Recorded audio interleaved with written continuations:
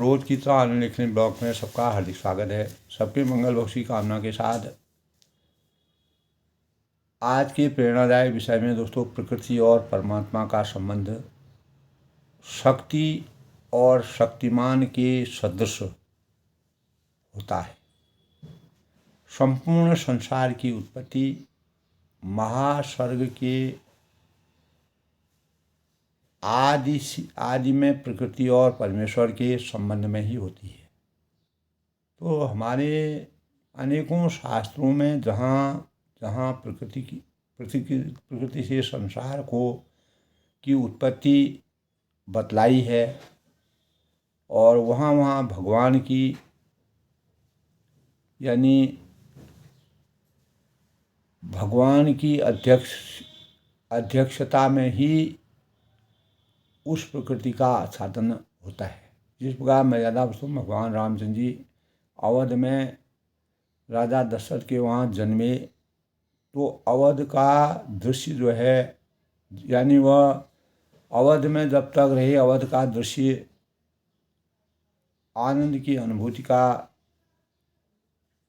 प्रेरक के रूप में प्रेरणा के रूप में आच्छादित हुआ। जब वह वन में गए चित्रकूट में रहे वहाँ का वातावरण भी वैसा ही हो गया और वह जनक नगरी में गए सीता के स्वयंवर के समय तो वहाँ भी उसी प्रकार का परिवेश हो गया। तो वहाँ भगवान की अध्यक्षता में ही प्रकृति का वर्ण भी हो जाता है। तो मयाध्यक्षेण इसी प्रकार भगवान कृष्ण जहाँ विराजे वृंदावन मथुरा गोकुल, तो वहाँ की प्रकृति उसी प्रकार से प्रभुमय हो गई, राधामय हो गई, कृष्णमय हो गई। तो मया मध्ये प्रकृति सूयते सुचराचरम, मेरी अध्यक्षता में ही प्रकृति का भगवान कृष्ण व्यास जी ने कृष्ण के विषय में कहा है कि प्रकृति माया चराचर सहित समस्त जो जगत है सृष्टि है जगत की रचना रचती है। जहाँ परमेश्वर के द्वारा संसार की उत्पत्ति बतलाई है वहाँ प्रकृति को द्वार कहा है और कहीं योनि कहा है। तो मम योनिर महद ब्रह्मा तस्मिन् गर्भ दधाग्यहम, यानी मेरी महत ब्रह्म रूप प्रकृति त्रिगुणमयी माया सब भूतों की योनि है और मैं उसमें चेतन रूप बीज की स्थापना करता हूँ। योनि कारण का नाम है, वहाँ पर शरीर में जड़ समुदाय का कारण है, चेतन अंश का कारण तो स्वयं परमात्मा है।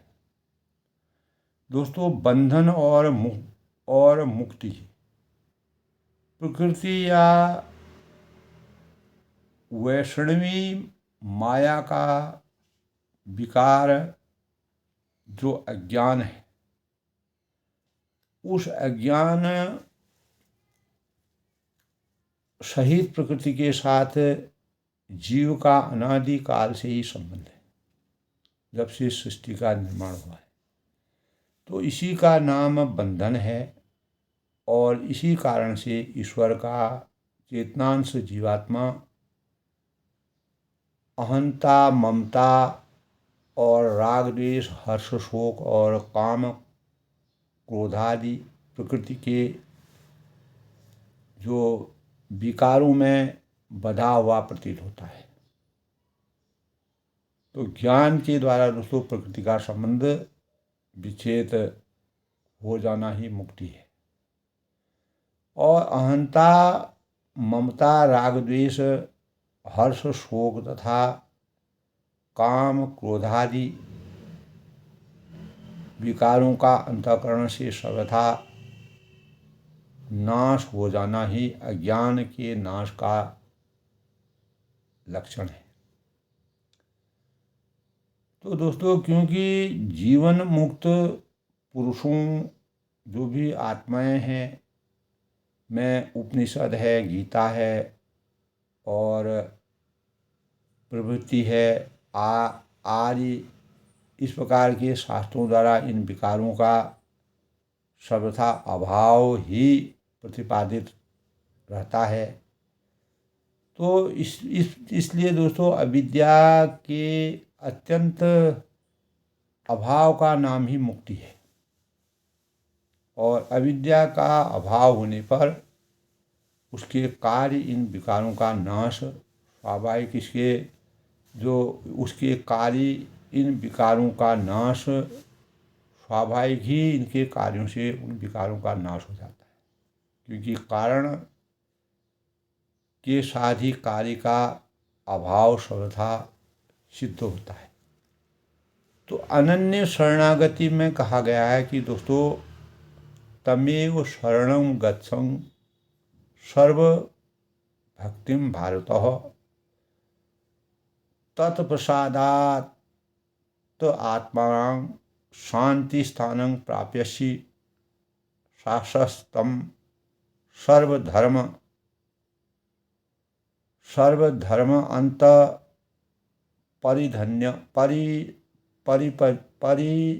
परित्यज्य मामेकं शरणं व्रज। अहं स्वा सर्वपापेभ्यो मोक्ष्यामि मां शुचः। यानी भगवान श्री कृष्ण ने कहा है कि हे भारत भूमि, हम यानी सब प्रकार से उस परमेश्वर की अनन्य शरण को प्राप्त हूँ, ये वंदना की है। और उस परमात्मा की कृपा से ही, उनकी दया दृष्टि से ही, उनके आशीर्वाद से ही परम शांति और सनातन परम धाम को प्राप्त होगा। तो दोस्तों, इस परमात्मा में ही मैं हूँ, ऐसा भगवान कृष्ण कहते हैं। तो सर्वधर्मों को अर्थात संपूर्ण कर्मों के आश्रय को त्याग कर केवल एक मुझ सच्चिदानंद वासुदेव परमात्मा की अनन्य शरण को प्राप्त हो, तो मैं तुझे समस्त पापों से मुक्त कर दूंगा। तू शोक मत कर, किसी प्रकार का भी शोक मत कर, विचार मत कर। भगवान की उपयुक्त आज्ञा के अनुसार हम सारे जो प्राणी हैं, सबको उनके शरण हो जाना चाहिए।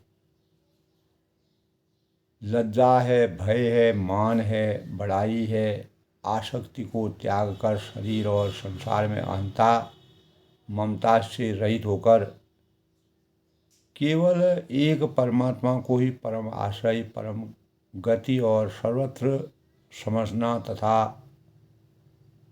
अनन्य भाव से अतिशय सदा भक्ति एवं प्रेम पूर्वक निरंतर भगवान के नाम, गुण, प्रभाव और स्वरूप का चिंतन करते रहना एवं भगवान का भजन स्मरण करते हुए भी, यानी भगवत आदेशानुसार कर्तव्य कर्मों का निस्वार्थ भाव से केवल परमेश्वर के लिए ही आचरण करना तथा सुख दुखों की प्राप्ति को भगवान का भेजा हुआ पुरस्कार समझकर उसमें समुचित रहना चाहिए। संक्षेप में इसी का नाम अनन्य शरण है।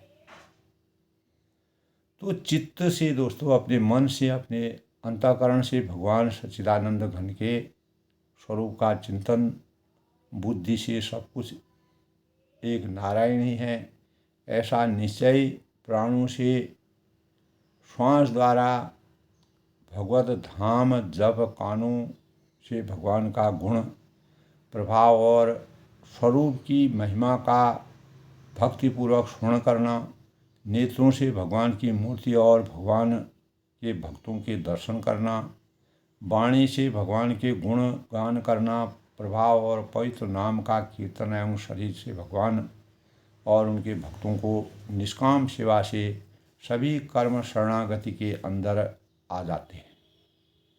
तो इस प्रकार दोस्तों भगवत सेवा परायण होने से भगवान में प्रेम स्वतः ही उत्पन्न हो जाता है।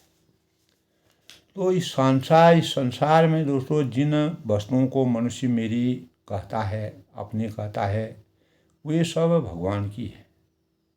अगर गूढ़ मंथन से हम विचार मंथन करें, मनुष्य मूर्खता से उन पर अधिकार आरोपण कर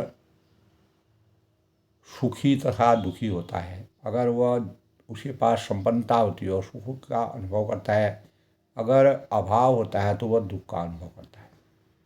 तो भगवान को इन वस्तुएं भगवान के ही काम में लगानी चाहिए, ऐसा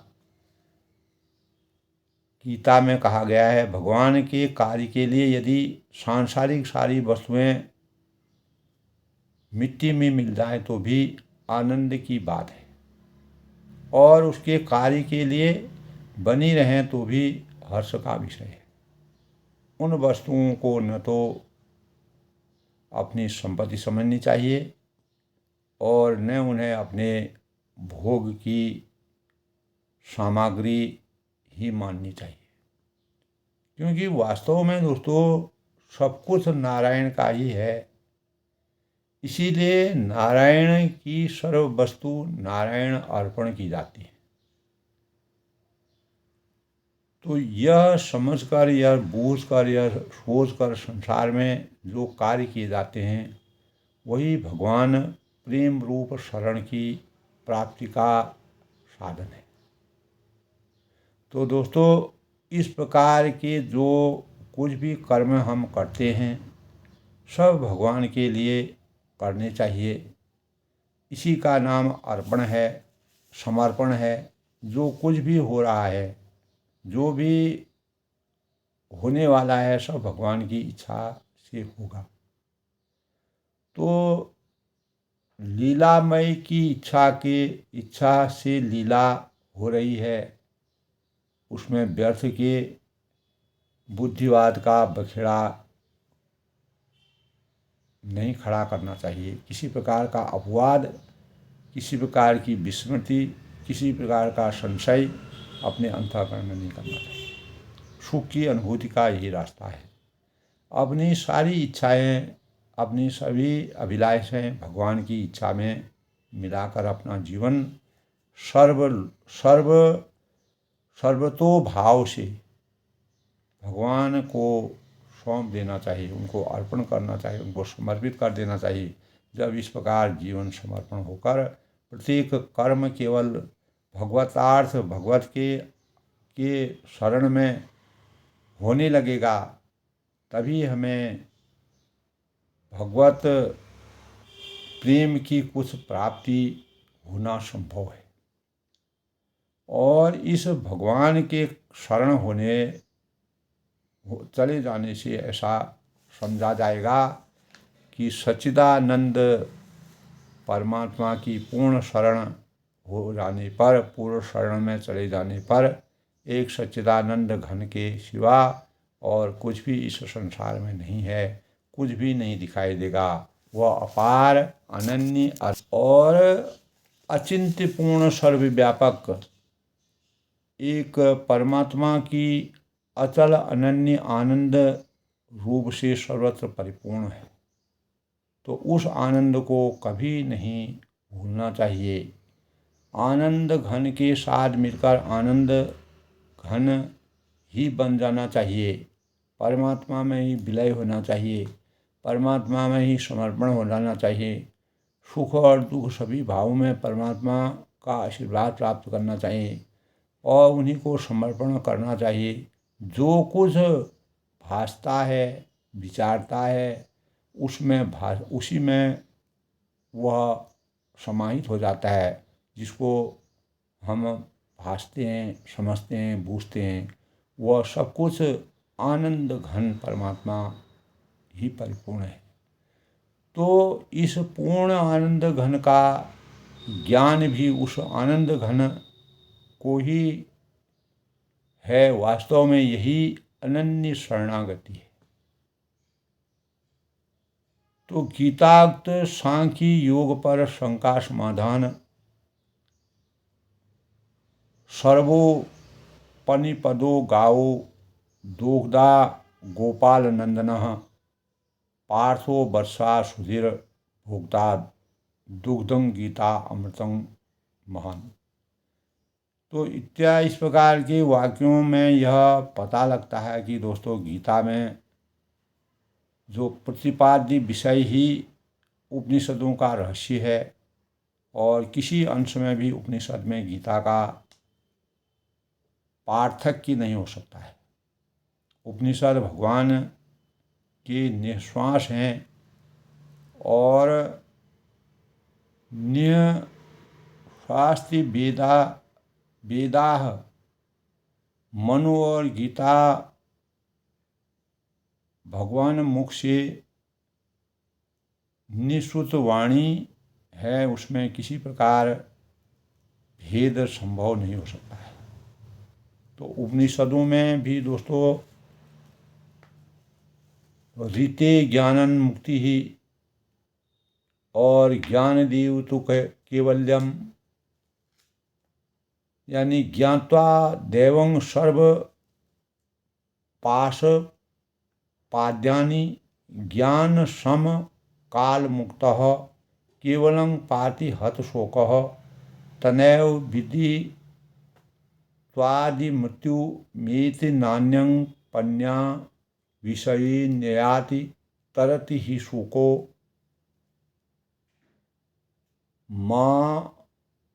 मात्ममति स यो हवे तद परम ब्रह्मं देव तदैव भवन्ति ब्रह्म विद्या उन्नोक्ति परम इत्यादि।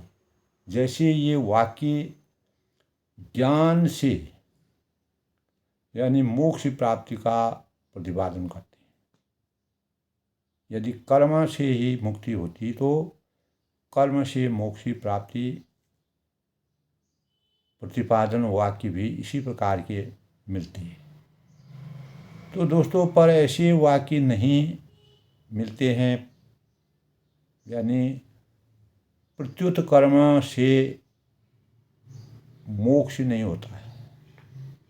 इस बात से परिपोषक वाक्य अनेक मिलते हैं, जैसे न कर्मणा न प्रजया धनेन त्यागे त्यागेन नैक्यं अमृतं तत्वं मानशंकं नास्य कृतः कृतेन अकृतो मोक्षो नास्ति।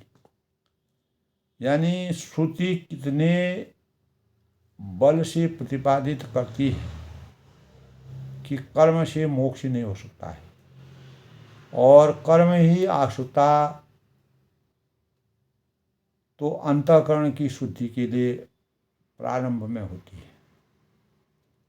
तब कहा गया है तमेतं वेदान वचनेन ब्रह्मणा। इसी बात का प्रतिपादन भगवान ने भी गीता में स्वयं श्रीमुख से किया है कि कायेन मनसा बुद्ध था केवलं ऐर इंद्रियैरपि योगिनः कर्म कुर्वन्ति संगं त्यक्त्वा अशुद्धि। यानी तो इत्यादि वचनों पर अगर विचार करना है, सोचना है, तो यत सांगे प्राप्ति स्थानम, इस वचन का यह अर्थ है कि सांख्य ज्ञानी ज्ञान से जिस मोक्ष पद को प्राप्त होते हैं, कर्मयोगी ज्ञान द्वारा उसी पद को प्राप्त होते हैं। कर्म से साक्षात मोक्ष की प्राप्ति होती है। और यह अर्थ इस वाक्य का नहीं करना चाहिए कि अन्यथा उक्त वचनों के विरोध, इस प्रकार के जो वचन हैं उनका विरोध हो जाएगा। तो इससे भगवान ने दो निष्ठाएं दिखाई हैं, ये दोनों स्वतंत्र मोक्ष के कारण हैं। यह अर्थ उक्त श्लोक से नहीं निकलता है कि तयोस्तु कर्म संन्यासात कर्म योगो विशिष्यते, यानी ये वचन उन लोगों के लिए है जिनका चित्त शुद्ध नहीं है और जो ज्ञान के अधिकारी नहीं है। तो तभी सब वाक्यों का संबंध होगा। इसी से भगवान आगे चलकर यानी उपदेशयन्ति ते ज्ञानम ज्ञानिस्त बदर्शिनो, यदि कर्म से ही मोक्ष की प्राप्ति हो जाती तो उसे अर्जुन को ज्ञान की आवश्यकता ही क्या थी। भगवान श्री कृष्ण ने जो अर्जुन को ज्ञान दिया, जिसके लिए उनको ज्ञानियों के उपदेश सुनने का आदेश दिया गया। तो यदि दोस्तों कर्मयोग और ज्ञान योग दोनों ही स्वतंत्र निष्ठाएं भगवान को स्वीकार होती तो संन्यासास्तु महाबाहो दुखम आप्तु योगतः, तो कर्मयोग के बिना संन्यास दुख से प्राप्त होता है, अर्थात कर्म ज्ञान का कारण है। भगवान यह कैसे कहते हैं कि अब तक यानी विचार किया जाता है कि ज्ञान से ही मोक्ष प्राप्ति, भगवत प्राप्ति होती है। निसंदेह हम कह सकते हैं कि कर्म से नहीं। तो इसमें क्या यानी विनिगमन है कि यदि मोक्ष स्वर्ग की तरह यज्ञादि व्यापार जन्य और होता है तो कर्म की आवश्यकता होती है सिद्ध, यानी किंतु ऐसा होने से मोक्ष परिचित और अनित्य हो जाएगा। तो यदि दोस्तों दधि घट की तरह मोक्ष विकारी होता तो भी क्रिया की आवश्यकता होती, परंतु ऐसा होने पर भी परिच्छिन्नता और अनित्यता नहीं रहती। तो यदि मोक्ष संस्कार होता तो भी कर्म की आवश्यकता होती। तो संस्कार दो प्रकार के से किया जाता है, बाह्य गुणों को ग्रहण करने पर एवं दोषों को दूर करने से। सो ब्रह्म प्राप्ति रूपी मोक्ष अनादेश अतिशय होने के से किन गुणों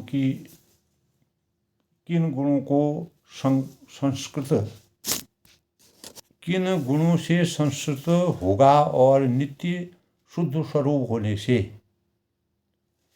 दोष ही संभव नहीं है। तो किन दोषों को दूर करेगा। यदि भगवान हम जीवों से बिल्कुल मित्र हों या हमारी तरह या हमसे विलक्षण उनके कहीं शरीरादि हों तो कायिक वाचिक अथवा मानसिक क्रिया साध्य हों, परंतु भगवान तो आत्मा है।